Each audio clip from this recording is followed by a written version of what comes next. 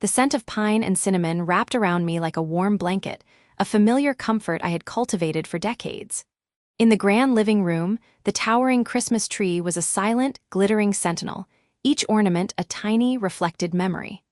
The soft, melodic croon of Nat King Cole's The Christmas Song wove through the chatter and laughter, a perfect soundtrack to the scene I had so carefully orchestrated. My home was a sanctuary, especially on this night, a bastion against the cold December world outside. Platters heavy with the soul of our family, smoked ham glazed with honey, collard greens simmered with smoked turkey, macaroni and cheese baked to a golden crust, sat on the sideboard, their rich, savory smells mingling with the sweetness of the sweet potato pie cooling in the kitchen. It was Christmas Eve, and my family was under my roof. That was all that ever mattered. I allowed my gaze to drift across the room, a contented smile touching my lips. Maya, my daughter-in-law, was curled on the plush velvet sofa, her laughter a bright, silvery sound as she unwrapped a delicate silk scarf from a box. She was such a graceful presence, her kindness a quiet light in our family. And then there was Marcus, my son, seated beside her. My heart, so full moments before, gave a small, uneasy twitch. He was holding Maya's hand, his thumb absently stroking her knuckles, but his eyes were distant. The smile on his face did not reach them. It was a performance, a careful mask he had put on for the evening. I told myself it was nothing, young couple stress. The pressures of his new promotion at the architecture firm. He had always been a serious boy, prone to carrying the weight of the world on his broad shoulders. But tonight, the weight felt different, heavier. His laughter, when it came, was a forced, hollow echo of its usual robust sound. He had barely touched his plate, pushing the food around with his fork as if the very act of eating required a Herculean effort. "Clara, this ham is absolutely divine," Robert's voice boomed across the room, pulling me from my thoughts. My husband stood by the fireplace, one hand resting on the mantel, the other holding a crystal glass of bourbon. He was in his element, the patriarch holding court. The flickering firelight caught the silver streaks in his hair, and his smile was a masterpiece of charm. "I swear you outdo yourself every year. The secret is the cloves, is it not? A hint of clove in the glaze." He launched into an elaborate story about a business associate who had once tried to serve him a dry, flavorless ham at a holiday party, his narration full of witty asides and impeccable timing. The room was captivated, as it always was. Robert filled spaces. He commanded them. But as he spoke, my eyes were drawn back to Marcus. My son was staring into the fire, his jaw tight. He was actively avoiding looking at his father. A subtle but unmistakable shift in his posture every time Robert's voice rose in a punchline. Then I saw it, a flicker of movement. Robert made a grand gesture with his glass and Maya's eyes darted toward him. It was not a casual glance. It was swift, sharp, and it was met by an equally rapid look from Robert. A silent exchange that lasted less than a second, a fleeting current of something unspoken that passed between them before their faces settled back into pleasant, attentive masks. My breath caught in my throat. What was that? I could not decipher it. It was not warmth, not camaraderie. It was uneasy. A shared secret, or perhaps a shared tension. I dismissed it immediately. The firelight was playing tricks. I was being a worrier, seeing phantoms in the shadows of my own happy home. "I think it is time for gifts from under the tree," I announced, clapping my hands together gently, needing to break the strange spell that had fallen over me. "Marcus, would you do the honors?" He looked up, startled, as if returning from a great distance. "Of course, Mom." He moved to the tree, his movements slower, more deliberate than usual. He began handing out the beautifully wrapped packages, his silence a stark contrast to the cheerful paper and ribbons. He gave Maya a small, flat box. Her smile when she opened it was genuine, radiant. "Marcus, it is beautiful," she breathed, holding up a delicate silver necklace with a single, perfect pearl. "You remembered." "Of course I remembered," he said, but his voice was flat. He did not meet her eyes as she leaned in to kiss his cheek. Robert presented me with a large, heavy box. Inside was an exquisite cashmere blanket, softer than a whisper. "To keep my beautiful wife warm," he said, kissing my forehead. His lips felt practiced. I smiled up at him, but the unease in my stomach was beginning to coil, a cold serpent amidst the warmth. Then it was Robert's turn. Marcus handed his father a long, slender box. Robert unwrapped it with theatrical flair, revealing a handsome, new titanium fountain pen. "For all your contracts," Marcus said, and the words hung in the air, laden with something I could not name. Robert's smile was wide, but it did not quite crinkle the corners of his eyes. "Perfect, son. Absolutely perfect. A man's word is his bond, but it is the signature that makes it official." He held the pen up, the firelight glinting off its surface. "It is a weighty thing, a signature. It carries consequences. Would you not agree, Marcus?" The question was pointed, sharp as the pen's nib. The room seemed to grow quieter, the music fading into the background. Maya had gone very still on the sofa. Marcus stared at his father, his face a careful blank. "I would agree," he said, his voice low. Robert raised his bourbon glass, his eyes locking with Marcus's. "Well then, a toast, to family, to being together on this most holy of nights, and to the bonds that hold us. May they never break." It was a standard toast, the kind Robert made every year. But this year, the words felt different. They felt like a threat. We all raised our glasses mechanically. "To family," we murmured in unison. The crystal of my glass was cold against my lips. As I took a sip of wine, I watched Marcus. He brought his glass to his mouth but did not drink. His hand was trembling, a fine, almost imperceptible shake. His Adam's apple bobbed as he swallowed hard. The mask he had worn all evening finally shattered. His face crumpled, a wave of raw emotion, anguish, or was it fury, washing over his features so briefly I thought I might have imagined it. He set his glass down on the coffee table with a sharp, definitive click. The sound was unnaturally loud in the sudden quiet. "Excuse me," he said, his voice strangled, thick with an emotion he could no longer contain. He did not look at any of us. He simply turned and walked quickly out of the living room, his footsteps echoing down the hall toward the kitchen. The festive atmosphere evaporated, leaving a vacuum of silence in its wake. Robert took a slow sip of his bourbon, his expression unreadable. Maya was staring after Marcus, her face pale, her hands clenched tightly in her lap. The Christmas tree continued to twinkle, oblivious.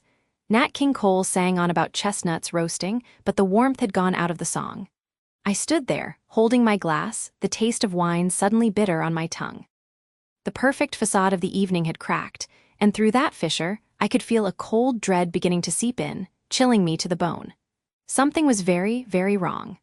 The last of the goodbyes echoed in the foyer, a hollow sound that did nothing to fill the sudden silence of the house. The air, which had been buzzing with laughter and clinking glasses just an hour before, now felt heavy and stale, thick with the ghosts of a celebration that had been a lie. I stood at the sink, my hands submerged in water that was rapidly losing its heat, mechanically scrubbing a wine glass that was already clean. The repetitive motion was a feeble anchor, a desperate attempt to cling to the normalcy of a simple, domestic task. I could see the reflection of the party's debris in the dark kitchen window. Discarded napkins, a forgotten shawl draped over a chair, the towering remains of the cake that now seemed like a grotesque monument. I did not hear him approach. It was the shift in the air, a subtle pressure change that made me turn. Marcus stood in the doorway, his form silhouetted by the softer light of the hallway. For a moment, he was just a shape, and I thought he had come to help, to share in the quiet, companionable cleanup that always followed a family gathering. Then he took a step forward, into the full glare of the kitchen's overhead light, and my breath caught in my throat. His face was a ruin. The vibrant, smiling man who had toasted his wife just hours ago was gone, replaced by a stranger with red-rimmed eyes and cheeks streaked with tears that were still falling. He looked like a little boy, lost and utterly broken. His shoulders, usually held so square and confident, were slumped forward as if carrying an unbearable weight. "Clara," he whispered, and his voice was a ragged tear in the silence. I pulled my hands from the water, drying them automatically on my apron, my heart beginning a frantic, painful rhythm against my ribs. "Marcus, what is it? What has happened?" He did not answer with words, not at first. He simply crossed the space between us and collapsed against me, his body shaking with silent, violent sobs. I held him, my arms wrapping around his trembling frame, my mind racing through 1,000 terrible possibilities. An illness. A financial disaster. Something with Maya. It had to be something with Maya. He pulled back after a long moment, his hands gripping my upper arms as if I were the only thing keeping him from being swept away. His eyes, so like his father's, searched my face, full of a pain so profound it was difficult to look at directly. "I have to tell you," he choked out. "I cannot carry this alone anymore. I thought I was going crazy, Clara. For months, I have been going crazy." "Tell me," I urged, my voice soft but firm. "You can tell me anything." He took a shuddering breath, the kind that is meant to steady you but fails. "It is Maya. I have suspected for a while that there was someone else." The words seemed to cost him a great effort. Little things, phone calls she would take in another room, working late more often, a distance between us that was not there before. I told myself I was being paranoid, insecure. I blamed myself. I felt a cold knot form in my stomach. Infidelity. The thought was ugly and cliché, but the pain on my son's face made it devastatingly real. "Tonight," he continued, his voice dropping to a haunted whisper. "Tonight, I found proof, final proof. I went upstairs to get my phone from the bedroom, and her phone was on the nightstand. A message lit up the screen. I did not mean to look, I swear I did not mean to, but I saw it." He squeezed his eyes shut, as if trying to block out the memory.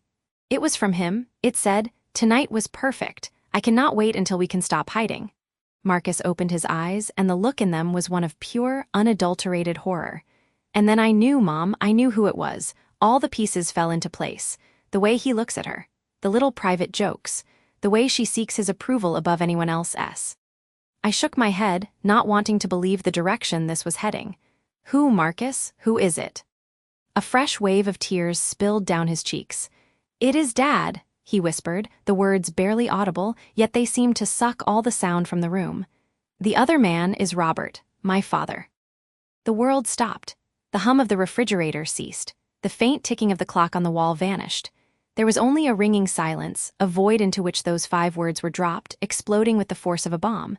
My mind simply refused to process them.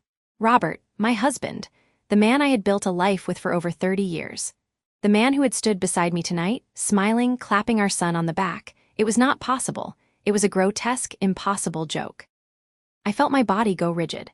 The disbelief was a physical sensation, a freezing cold that started in my chest and spread outward, turning my limbs to ice. I stared at Marcus, seeing the absolute conviction in his tear-filled eyes, the raw agony of his confession. This was not a suspicion. This was a certainty. And as the truth of it began to seep through the cracks in my denial, the cold solidified into something else. Something hard and sharp and dangerous. The disbelief shattered, and in its place rose a fury so pure, so absolute, it was like a white-hot flame behind my eyes. It was a rage that burned away every other emotion, every vestige of love, every memory of tenderness, every year of shared history. It was a rage that demanded action. I released my hold on Marcus, my hands falling to my sides, clenched into tight fists. I did not say a word to him. There were no words adequate for this. I simply turned and walked out of the kitchen, my steps measured and deliberate on the tile floor. I moved through the hallway, a woman possessed, the calmness of my movement a stark contrast to the storm raging inside me. He was where I knew he would be, in the living room, sitting in his favorite armchair by the dying embers of the fire. A single lamp cast a pool of warm light around him, illuminating the scene of a man at peace. He held a glass of brandy, swirling it gently, a contented smile playing on his lips as he gazed into the flames. He looked the picture of paternal pride and contentment. The hypocrisy of it was so profound, it made my vision swim. He heard my footsteps and looked up, his smile widening. "There you are, I was about to come and help with thee." His voice trailed off as he saw my face. The smile faltered and died. "Clara, what is wrong?" I stopped a few feet from him, my body trembling not with fear, but with the effort of containing my rage. "Marcus just told me everything," I said, my voice low and unnaturally steady. A flicker of something, not surprise, not guilt, but something more like calculation, passed behind his eyes. It was gone in an instant, replaced by a mask of concerned confusion. "Told you what? What is going on?" "Do not," I hissed, the word sharp as a blade. "Do not insult me by pretending. He told me about you and Maya." The silence that followed was different from the one in the kitchen. This was a charged silence, thick with unspoken admissions. Robert did not flinch. He did not look away. He simply held my gaze, and the mask of confusion melted away, revealing something else underneath. a weary resignation, and something worse, something that looked almost like defiance. He took a slow sip of his brandy, placing the glass on the side table with a deliberate click. "I see," he said, his voice calm, too calm. "How could you?" The question was ripped from me, my controlled tone beginning to crack. "He is your son, your only son, and she is his wife. My God, Robert, what is wrong with you?" He sighed, a long, weary exhalation that seemed to carry the weight of years. He leaned forward, resting his elbows on his knees and steepled his fingers. He looked like a businessman about to deliver unfortunate news. "Clara, you do not understand. It is not what you think." "I think you are having an affair with your son's wife," I cried, my voice rising.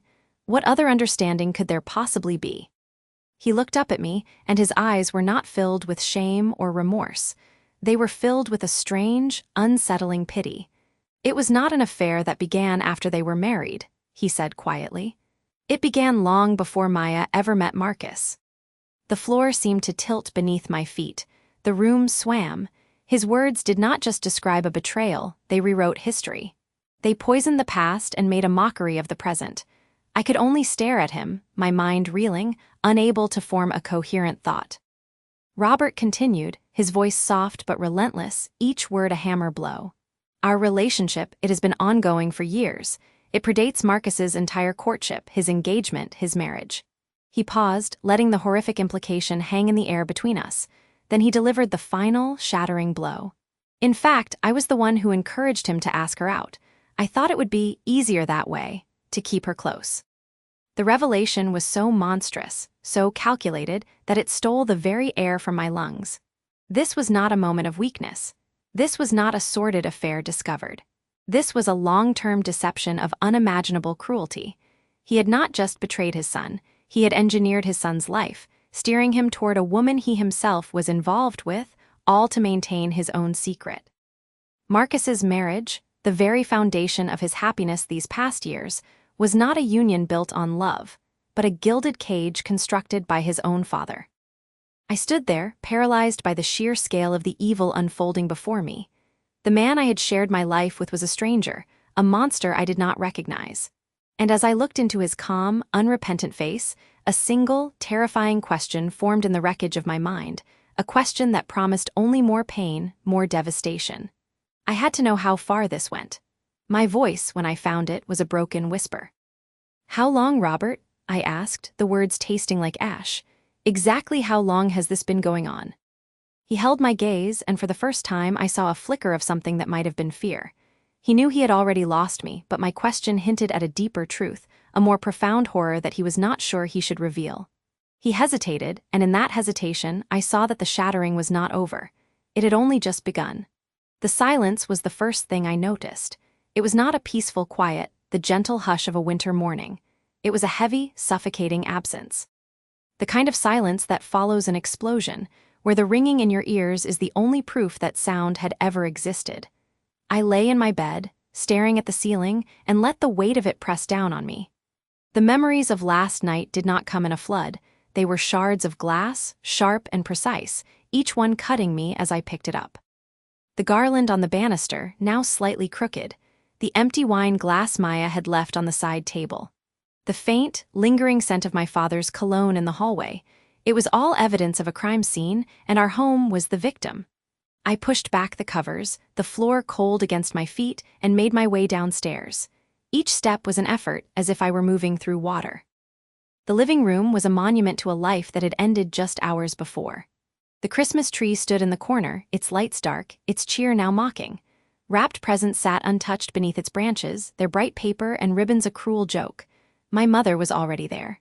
She was sitting on the edge of the sofa, her back ramrod straight, her hands clasped tightly in her lap. She was still wearing the same clothes from last night, a wrinkled silk blouse and black slacks. She did not look at me as I entered. Her gaze was fixed on the empty fireplace, as if she could summon the ghost of the fire that had warmed us just last night. "Mom," I said, my voice a raspy whisper in the thick air. She turned her head slowly. Her eyes were red-rimmed and hollow, but there was a new hardness in them, a flinty resolve that had not been there before. "Marcus," she said. Her voice was flat, stripped of all emotion. "There is coffee." I nodded and went into the kitchen. The counter was still littered with the remnants of our dinner preparations, a half-chopped onion, a bowl of hardened cookie dough. I poured a mug of coffee, the black liquid steaming, and held it just to feel the heat seep into my hands. When I returned to the living room, I did not sit next to her on the sofa. I took the armchair opposite, the one my father always claimed as his own. The fabric felt strange beneath me, unfamiliar and hostile. We sat like that for a long time, the grandfather clock in the hall ticking off seconds that felt like hours. The world outside was bright, a crisp, sunny Christmas morning.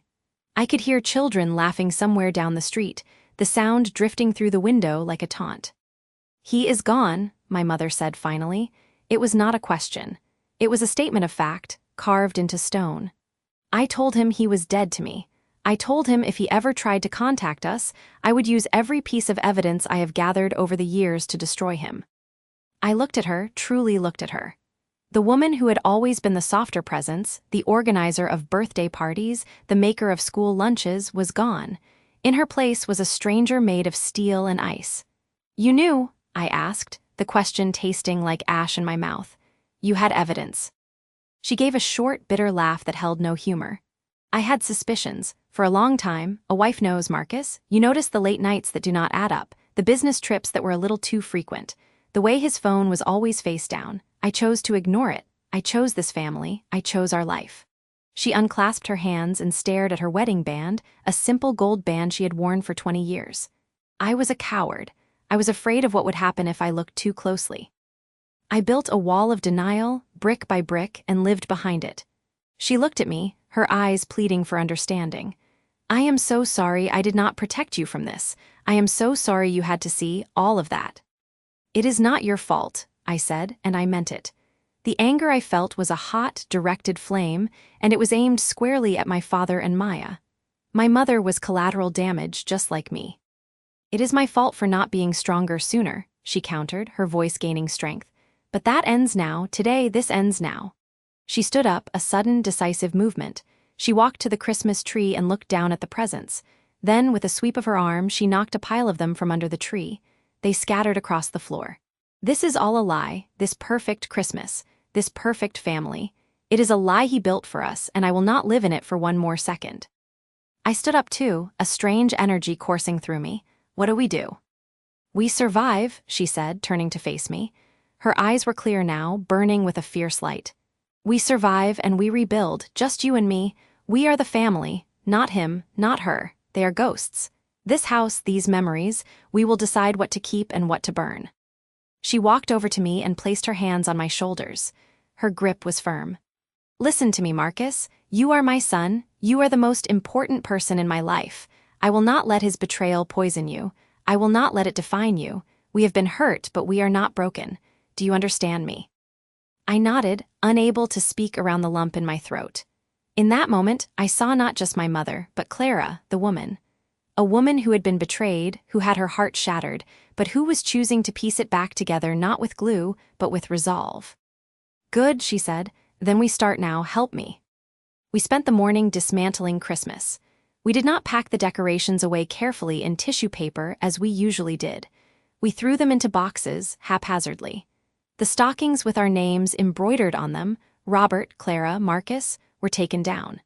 My mother held hers and my father's for a long moment before dropping them into a black trash bag.